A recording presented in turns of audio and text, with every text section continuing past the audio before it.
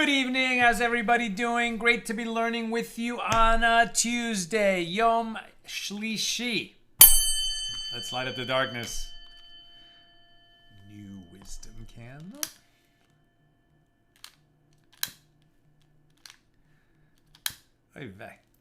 Light. Who's in the house? Stephen in New Hampshire, Melissa in Great Neck, John in Maine, Shandora in the Bronx, Lucy in Minnesota, Sharon back in New Jersey, Bill in mid-Missouri, watching on my phone because you're having gremlins and glitchbook. Bella in Florida, Joe in the Inland Empire, Peggy in Colorado, where the Denver Nuggets won. Mazel tov to the residents of Denver. John in Surfside Beach, the family beach. Paul in Minneapolis, Joseph in Massachusetts. Ella says shalom, Marjorie in Georgia, Lynn in North Texas, Aoife, so glad you're here. Shalom from Florida. Today's episode of AT Daily is sponsored by Aoife as a birthday gift to myself. And I apologize, it was a few days ago and I missed it. I've been out of my mind between my responsibilities for Accidental Talmudist and post-production on Man in the Long Black Coat, but that's no excuse for not saying thank you promptly and for reading your dedication on the air. And I've got a few others that I'm behind on also, and I apologize for all of those. But Aoife, thank you for enabling us to share. She says, birthday gift to myself. Thank you for my first year of studying Talmud. I'm looking forward to many more. You are making this a fascinating and fun journey. Aoife, I'm so glad to be of service to you. Thank you so much, so very, very much for enabling us to share more Torah with more people around the world. And may you and all your loved ones be showered in blessings. And we say Amen. Okay. Our daf today, and it's a good one, the one that Aoife is sponsoring. Page 28 here in Tractate Gittin, the 19th volume of the Talmud. We're in chapter 3 today, opening Mishna number 4, and God willing, we'll get to Mishna number 5 as well. We pick it up a few lines from the top of page 28a. In the case of an agent who brings a bill of divorce, a get, to a woman, and when the agent had left, the husband was elderly or sick, so the agent gives her the bill of divorce. Why are we surprised? Why are we surprised? He left the living husband. The husband said, here's the get, give it to my wife. Why are we surprised that the agent gives it to the wife?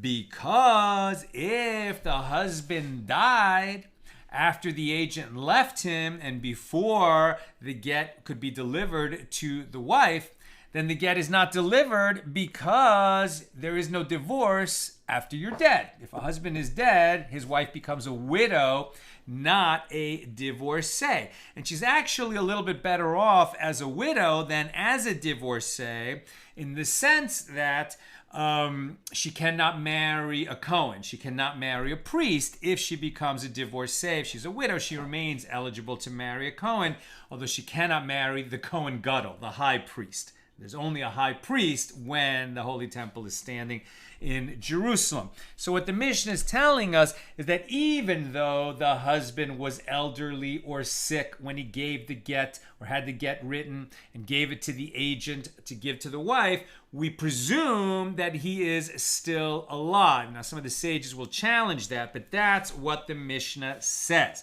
The case of an agent who brings a bill of divorce to a woman, and when he had left the husband, he was elderly or sick, the agent gives her the bill of divorce based on the presumption that the husband is still alive. And there is no concern that in the meantime he has died, thereby canceling the bill of divorce. Similarly, with regard to an Israelite woman who is married to a priest and may therefore partake of terumah, consecrated food that only priests and their households can eat, and her husband went to a country overseas, she may continue to partake of terumah based on the presumption that her husband is still alive. We have no reason to presume that he's dead. When he left, he was alive. She can continue to eat terumah. Similarly, in the case of one who sends his sin offering when the temple is standing from a country overseas, when this agent of the delivery for the sin offering from one who is overseas brings it to the holy temple, the priests may offer it on the altar based on the presumption that the one who sent it is still alive. That's our Mishnah. The Gemara. Rava says they taught that this presumptive status exists only concerning an elderly man who has not reached his years of strength, i.e. the age of 80, and an ordinary sick person, as the majority of sick people continue to live and recover from their illnesses. But if the husband was an elderly man who had reached the age of 80, or if he was moribund, then as the majority of moribund people proceed to die, he does not have this presumptive status. Don't worry if you're 80 or more. There is no presumption that you're about to die. This is not the halacha. Rava brought this challenge, but that is not the law. Even one who is 80 or significantly more than 80, we don't assume that he's going to die. And if he sent a get via an agent, we deliver that get. But if a person is really sickly, like on their deathbed at death's door, then we have an issue. Where there could be a doubt. We still deliver the get. That's what the Mishnah says. But a doubt will be created whether that person might have died in the meantime and the woman became a widow rather than a divorcee.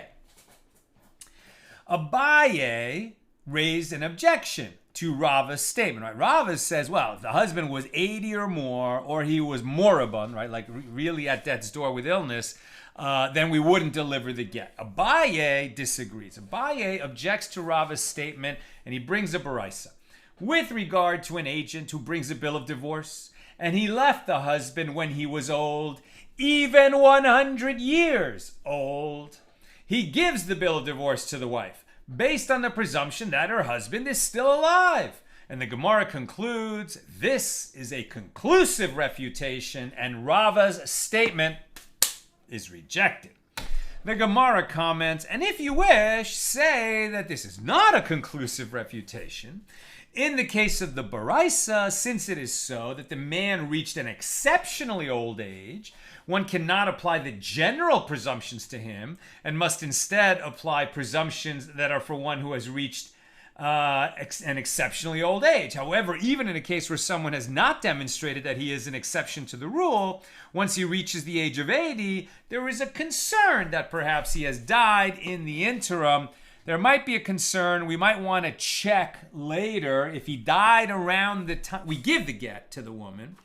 But if we later hear that he died around the same time, okay, so they're going to have to sort of confirm the times and make sure that she didn't become a divorcee before she became a widow. They might have to check that. But interesting that once a person has reached 100, they have an even smaller presumption that they're going to die any day now than when they're 80 because they're exceptionally long-lived. That was an interesting aside that we sort of gather, apropos of the law. But the point is that when the agent left, even if the husband was sick or old, we still deliver the get. And the only time we're going to really have a pause and be careful about that is if the guy was on his deathbed, right? Then we want to make sure that he didn't die before he became divorced. Now, Abaye raises a contradiction before Rabbah. We learned in the Mishnah that in the case of an agent who brings a bill of divorce to a woman and he left the husband when the husband was elderly or sick, the agent gives the bill of divorce based on the presumption that the husband is still alive. Now, one can raise a contradiction from a baraisa, Tosefta 6:11, that states if one is leaving his place of residence And in order to preclude a situation where his wife would have the status of an aguna, a deserted wife, who doesn't know whether she became a widow or a divorcee and she can never remarry, right? To protect her from that, one who is going overseas, particularly if he's going to war, going to a dangerous situation, what does he do? He could give her a conditional bill of divorce that stipulates this is your bill of divorce that will take effect 1 hour prior to my death. And it is immediately prohibited for her to partake of terumah. Due to the concern that she's married to a priest, that's why she could eat terumah while she's married to him. She cannot eat terumah if she's divorced or if she's known to be a widow. Right, so he gives her this conditional bill of divorce that will take effect 1 hour prior to my death. So then it is immediately prohibited for her to partake of terumah due to the concern that he may die immediately after an hour has passed. So apparently there is a concern that one may die at any moment. You get that? He gave her a conditional bill of divorce. It says, this is your get that takes effect 1 hour before I die. So if he dies, right, she never became a widow, retroactively we see once he's died that actually she became a widow an hour before the moment of his death. But because he could die at any time, she cannot eat terumah from the moment he leaves. As soon as he leaves, it's possible that he has died and she can no longer eat terumah. So here we have a presumption that it's possible that he died, and so we're being stringent and saying she can no longer eat terumah. Whereas in our Mishnah, the agent who left his husband, this guy's healthy. It has nothing to do with whether he's elderly or sick, the one who gives a conditional get. But in our Mishnah, a husband who is old or sick, not at death's door, not on his deathbed, but still old or sick, who gives a get, we presume that he's still alive. Why is it that we're going to presume that the husband might have died in the case of the conditional get, but we're going to assume he's still alive in the case of the agent delivering the get, even though he left a man who was sick or old? Why do we have this? How do we explain this contradiction? So Rabbah says to Abaye, do you raise a contradiction from the laws of terumah to the laws of the get? Concerning terumah, it is possible for the wife to eat only non-sacred produce in order to be stringent due to the possibility that her husband may die. There's no real harm done to her. Okay, so she can't eat terumah because the husband might have died. We're being very stringent, but there's all the other food in the world that everybody else eats, and that even priests. It's not like the household of a priest only eats terumah. There's all kinds of non-sacred food that she could eat. Whereas this husband who was delivering a get and asked, that get to be delivered, that's a whole other realm. And since he asked that get to be delivered, we have to deliver it for him, and we presume that he's still alive. How can you compare these two areas of law? Concerning terumah, it is possible for her to eat non-sacred produce. However, concerning a bill of divorce, it is not possible to take into account the possibility that her husband may die, as there would then be no way for a husband to send a get to her with an agent. And the Gemara raises a contradiction from the laws of terumah in the Mishnah to the laws of terumah in a baraisa. We learned in the Mishnah, with regard to an Israelite woman who is married to a priest and may therefore partake of terumah, and her husband went to a country overseas, she may continue to partake of terumah based on the presumption that her husband is still alive. Right, remember, when the husband gives her the conditional get, this is your get that takes effect 1 hour before I die, then she can no longer eat terumah. But if he simply went away, then she can continue to eat terumah, and we have no reason to assume that he might have died. So is that a contradiction, or is it just a different application of the law? And the Gemara raises a contradiction from a baraisa. So if one says to his wife, this is your bill of divorce that will take effect 1 hour prior to my death, it is immediately prohibited for her to partake of terumah. That's the apparent contradiction. So Rav Ada, the son of Rav Yitzchak, said, well, it is different there. as he rendered her forbidden to himself 1 hour prior to his death. Right? If he gave her that conditional get, he's going to die someday. And when he does die, she became prohibited to him as a divorced woman 1 hour before that, retroactively. But we know that that's going to happen at some point in the future. As opposed to when he simply went away, okay, he might die while he's away, but he might also come back before that.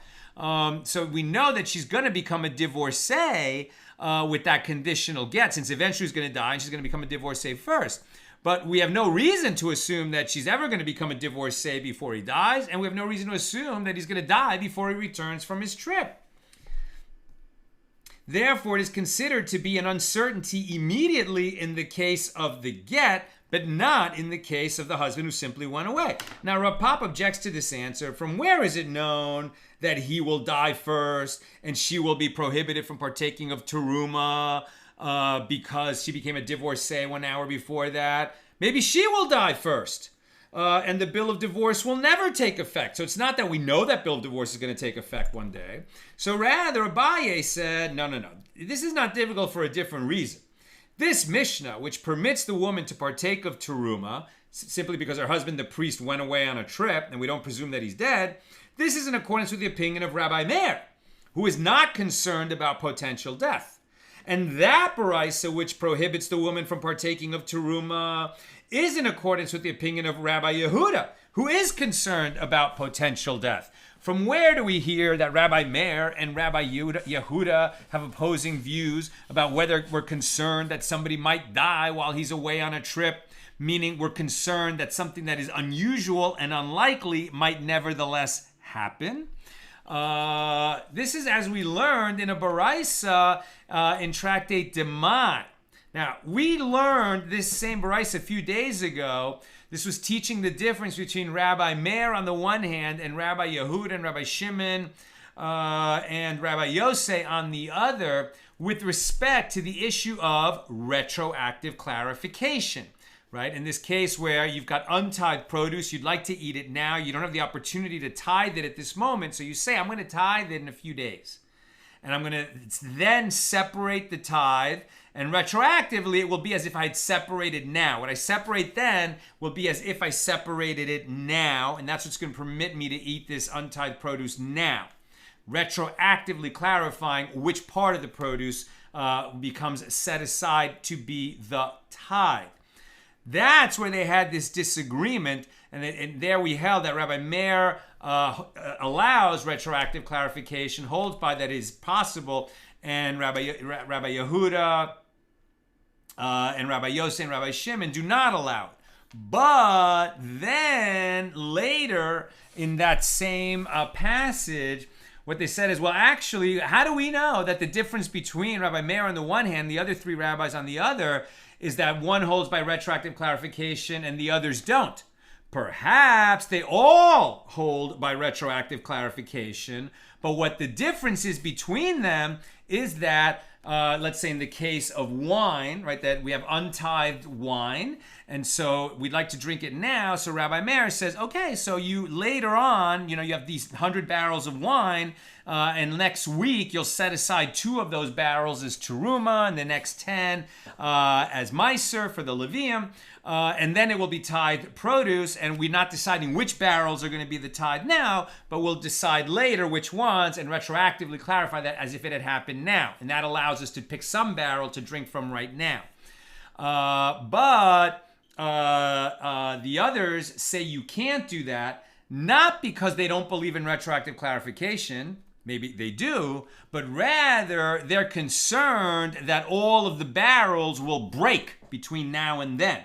And it will become impossible to set aside that tithe later because the wine will have spoiled, or the wine will have been spilled, or something will have gone wrong. Unlikely, we have no reason to believe that all the barrels are going to burst, but it could happen. And because it could happen, perhaps that's why rabbis Yehuda, Yosei, and Shimon don't permit the tithing later in order to permit wine to be drunk now. So listen here. So as we learn in the baraisa, in the case of one who purchases wine from among the Samaritans, about whom it is assumed that they did not separate terumah and tithes.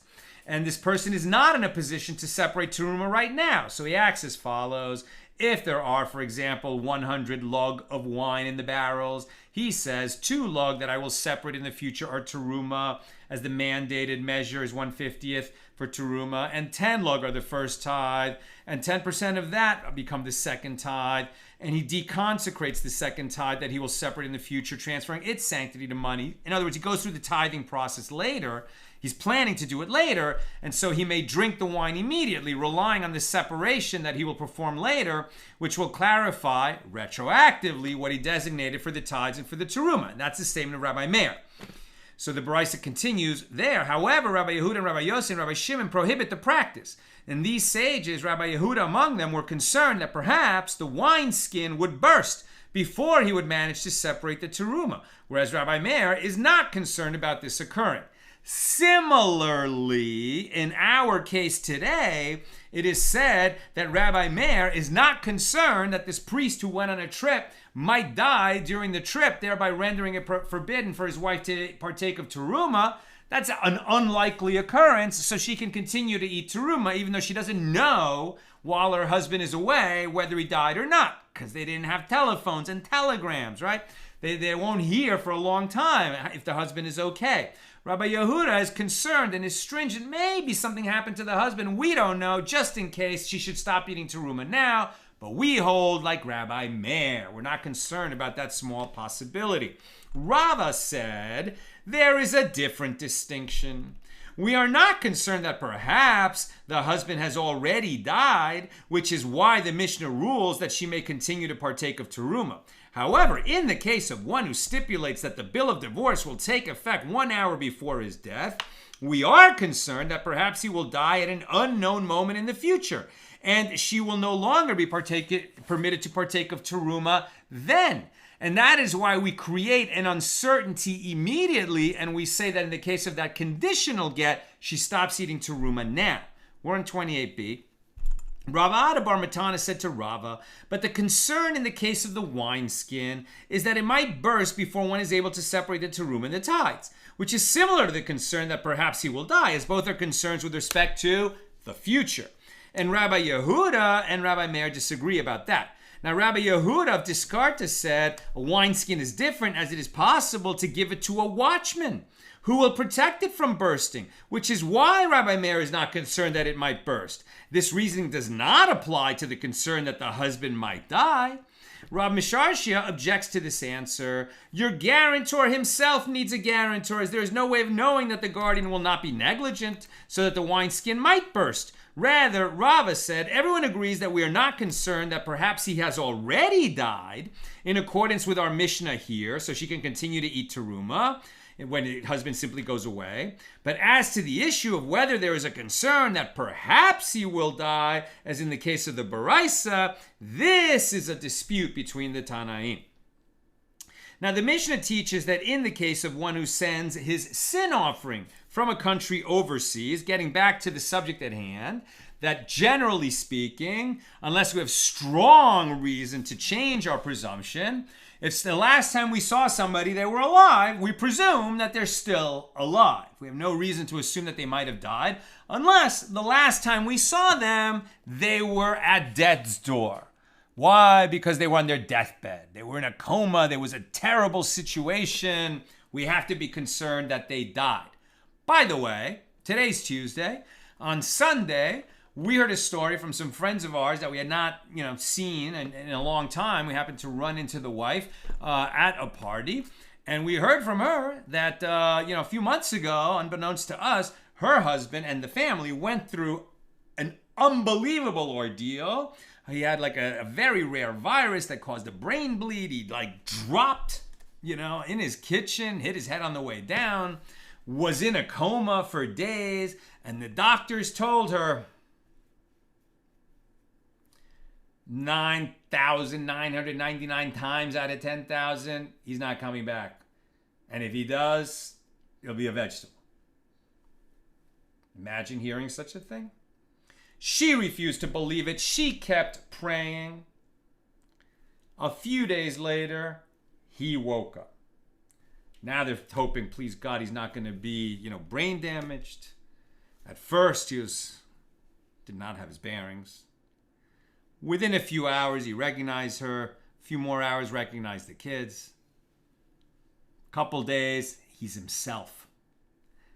I spoke with him yesterday. Totally sounds like him, never lost a step. He has a little bit of numbness in one of his feet. I mean, it's a total miracle. Thank God. My good friend is in good shape. I'm having breakfast with him on Thursday. So, there's being at death's door according to experts, and there's being at death's door according to God. And those are very different, right?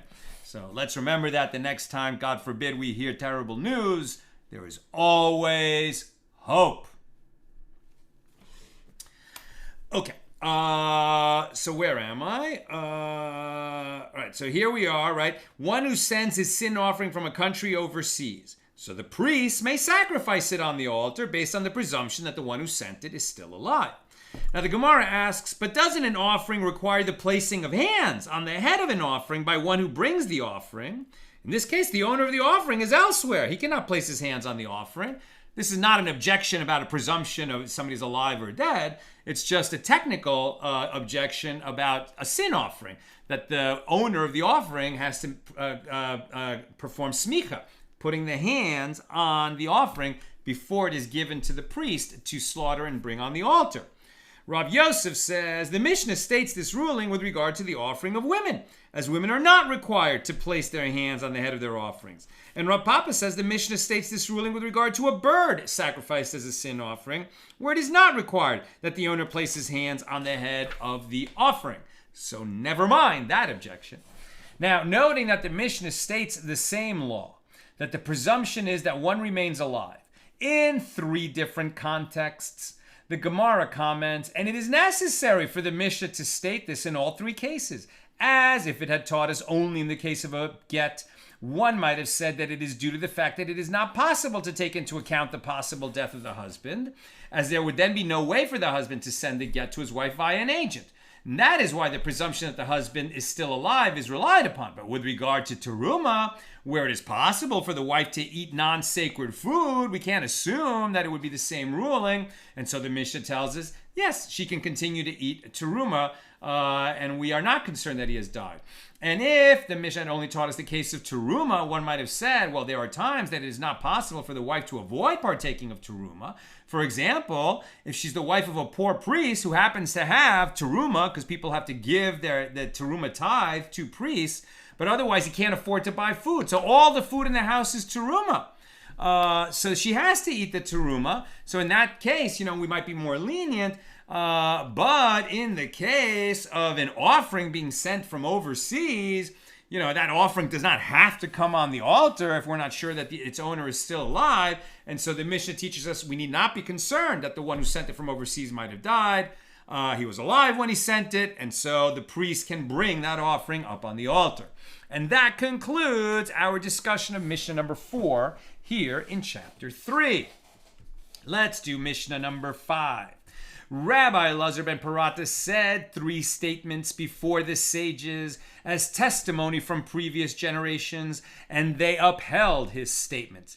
And he spoke concerning the residents of a town that was surrounded by a camp of besiegers, known as a karkum, and concerning the travelers in a ship that is cast about in the sea, and concerning one who is going out to be judged in a capital case, that they are all presumed to be alive, even though the residents of a city that is being besieged by a marauding army are in grave danger, and even though somebody who is being tried in a capital case where he might be convicted and executed, is in grave danger, and even though somebody who's on a ship at sea in a terrible storm and the ship is being cast about is in terrible danger, we don't presume that any of these people are dead. We act as if they are alive.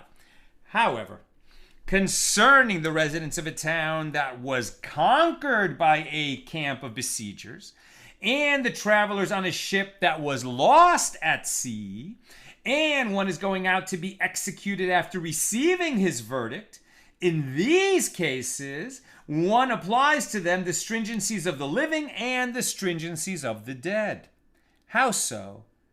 An Israelite woman married to a priest in one of these situations, or the daughter of a priest married to an Israelite in one of these situations, may not partake of terumah. You see, the stringencies of the living and the stringencies of the dead apply. If she's an Israelite woman married to a priest, so she may no longer partake of terumah because it's very possible that the guy died, right, in a ship that was lost at sea, or in a city that was conquered by a besieging horde, or somebody who was, judged by a court to be guilty of a capital crime, and his next stage is to be executed. We're very concerned that such a person is dead, and so she can no longer eat terumah. On the other hand, if she is the Israelite wife, right? No, I'm sorry. If she is the daughter of a priest who has married to an Israelite, so that if her husband dies, she can eat terumah because now she returns to her father's household. But she cannot eat terumah either, because even though it's very likely that this guy who was in a ship that was lost at sea, or that was in a city that was besieged and conquered by marauders, or that was convicted by a court of a capital crime and is likely to be executed, even in those cases, we cannot assume that the man is dead.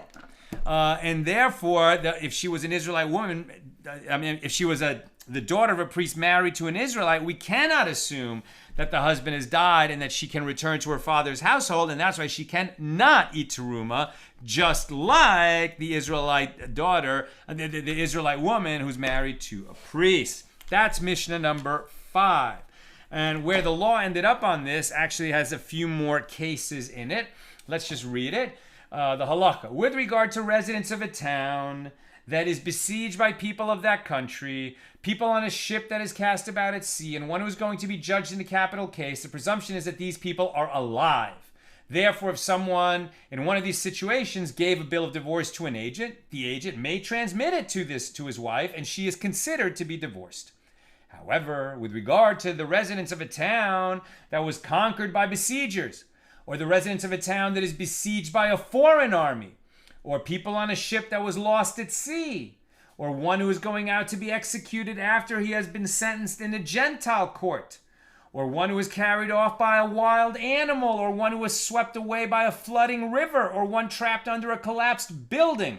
So long as it is not known definitively that this person is dead, we apply to them the stringencies of the living and the stringencies of the dead. If someone in one of these situations sent a bill of divorce with an agent, the agent may not transmit that get to the wife, and if he does, it is uncertain whether the wife is divorced or not. If it is known that the husband had died before the bill of divorce reached the woman, then it is not a valid bill of divorce. And this is in accordance with the Mishnah and the explanation of the Gemara here and in the Yerushalmi, the Jerusalem Talmud.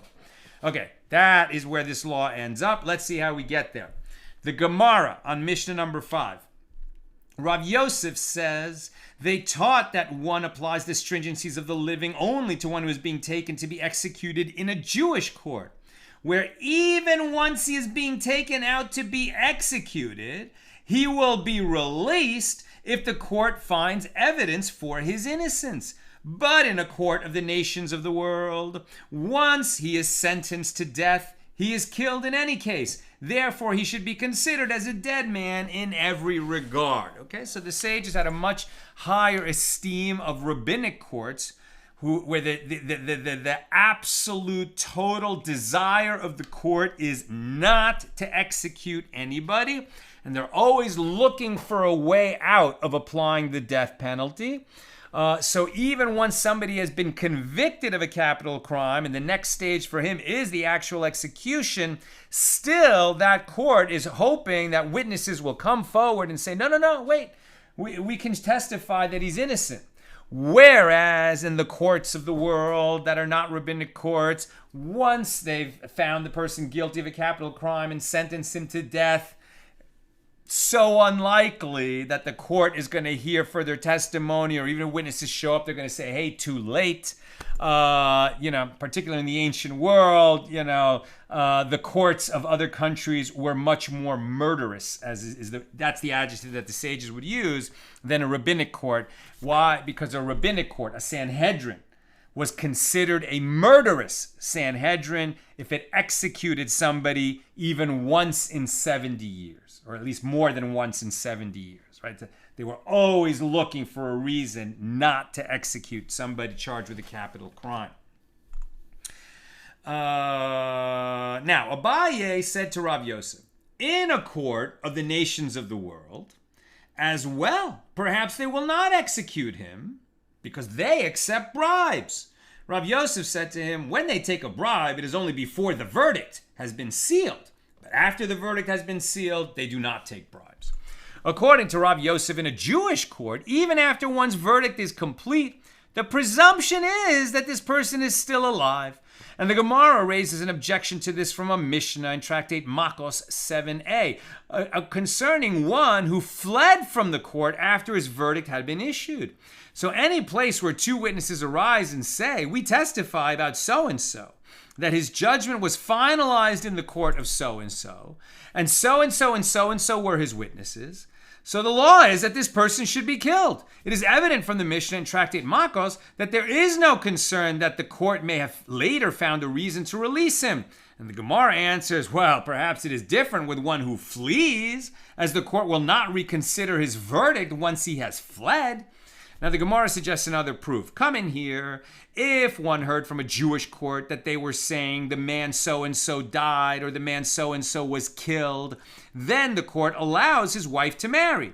And if he heard from a Gentile judicial registrar, the man so-and-so died or the man so-and-so was killed, then the court does not allow his wife to marry.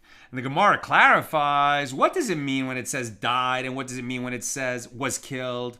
If we say that died means that he actually died and was killed means that he was actually killed, well, such that the case concerning the Gentiles is stated in a similar manner, i.e. that he heard from the Gentile registrar that the person was actually dead. So why may the court not allow his wife to remarry? Don't we maintain that with regard to any Gentile who speaks offhandedly, the sages deemed him credible? Therefore, the Gentile should be deemed credible when he says that someone died or was killed, right? The way things were in the ancient world, if they would not allow Gentiles to be witnesses, in Jewish courts, right? They wanted a Jewish witness. Why? Because the Gentile might have some kind of a grudge against the Jewish people. However, we learned elsewhere, if the Gentile was simply offhandedly saying, well, I saw so-and-so die, and he was overheard saying this, then we can rely on that as witness testimony, because he didn't know that his words were going to be used as witness testimony. Then we believe him. But that he might be brought into a Jewish court of law, and let's say swear on our Bible that he doesn't believe in, that he's going to tell the truth, we can't be sure. Now the Gemara, so rather, is it not necessary to explain that when it says died, it means that he was going out to die. And when it says he was killed, it means he was going out to be executed. And it teaches that if it occurred in a Jewish court, then the court allows his wife to marry, as it is assumed that he was already executed, contrary to the statement of Rav Yosef. And the Gemara answers, actually, it can be explained that he actually died, and he actually was killed. And with regard to that which you said, such that the case concerning the Gentiles is stated in a similar manner, so why may the court not allow his wife to remarry based on this testimony that we heard from a Gentile registrar? Well, don't we maintain that with regard to any Gentile who speaks offhandedly, the sages deemed him credible? And the answer is that this credibility applies only in a matter that is not relevant to the Gentiles, but in a matter that is relevant to the Gentiles, such as here, where they desire to publicize that they carried out their verdict, it is common for them to reinforce their false verdict, i.e., once they reach a verdict, they will say that the accused was killed. Therefore, one cannot rely on their statements. And this is one version of the discourse. And there's also another version. There are those who say that Rav Yosef said they taught that one applies the stringencies of the living and the dead only in the court of the nations of the world. But in a Jewish court, once his verdict to be executed has emerged, they do execute him. We're almost done. Questions or comments? Get them in. And Abaye said to Rav Yosef, in a Jewish court as well, it is possible that the court will see fit to acquit him afterward, and he will be released. So Rav Yosef said, when the court sees fit to acquit him, it is before the verdict. After the verdict, the court will not further see fit to acquit him, as it is uncommon for the court to find a reason to acquit him after the verdict has been delivered. So again, you see how the precedents that are being established here are going to be far less likely to be applicable in the modern world. We have such better communication. I mean, if somebody was executed by a court, whether it's a Jewish court in this country or in another country, or just a Gentile court in this country or anywhere in the world, I mean, we're likely going to be able to verify that that happened and to get the information back to his wife very quickly and efficiently. It's just so unlikely that this would be a mystery. That somebody fell in an earthquake or was buried or died in a battle and the body was not recovered, okay, that's something else. That we have to deal with. And even in the modern world, there's that kind of imperfection where the woman might be stranded and not know whether the husband died or not, and why we might still give a conditional get. But, that we get a report that, a court executed a person, that's likely to be verifiable, but not necessarily. Right? I mean, we hear all the time about lies coming out from, certain second and third world countries where the government will report that somebody's alive and well, don't worry about him, and later it turns out he was dead, or vice versa, depending on the agenda of that government. So we have to be very careful before we allow a woman to remarry without, the get in her hand from her husband, or without clear and convincing, 2 witnesses minimum, testimony that the husband is actually dead before we'd allow her to remarry. All right, that's what we'll break off. Let's see if we've got a couple questions or comments on Gittin 28.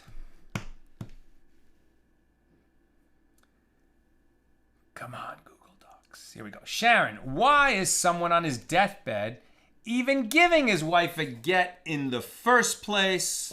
Great question. I think one reason for that might be that, he doesn't want her to inherit, right? He, for whatever reason, would prefer that his children inherit him and not her. And so the bill of divorce, he's only going to be liable to the ketubah, what he's liable for in the ketubah, but she might lose out on what is in the will, and that might be one reason why he's doing it. Or maybe it's tax consequences, and she's going to be much better off if she's divorced under the ketubah than as an inheritor, who's going to have to pay all kinds of estate tax. I'm just talking off the top of my head, but there might be a reason like that. Ifa. How does the conditional get to be divorced 1 hour before his death protect the woman from being an agunah? If we know the husband is dead, she doesn't need the divorce. So I wonder about, as I was reading, I'm like, I thought I understood this, and now I feel like I don't understand it. So it's a great question. That's exactly the right question. But it may be that somebody can come and say, it's a valid get, right? The get was given before, here we go. The get was given before the guy left, right? And then, the guy dies overseas, and there's only one witness to the death. Now, she can remarry based on the testimony of a single witness, but if it turns out that the guy's alive, as I'm saying my explanation, it already fails. Because I was going to say that maybe with the testimony of one witness, we're going to allow her to marry based on the get, which is based on the testimony of the single witness, and she's going to be a little bit more protected because she's remarrying based on the get. But if it turns out that the guy was alive, then the get was not good either. So I'm not sure. I think we're going to get to that later in the tractate, how that mechanism actually works. Is there a note about that? I don't recall reading one.